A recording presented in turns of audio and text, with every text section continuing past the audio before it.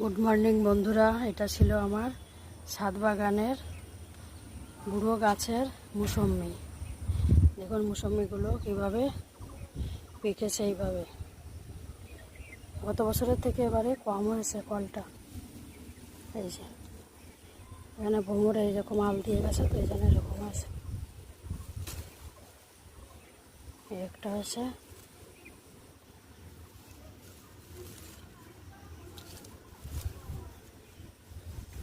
এই একটা পেকেছে।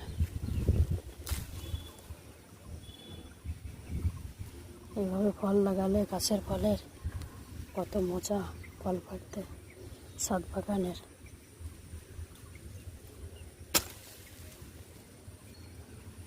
এই তিনটে ফল হয়েছে, এখানে রাখলাম। এই যে ছাদ বাগানে ফল পড়ার মজাই আলাদা।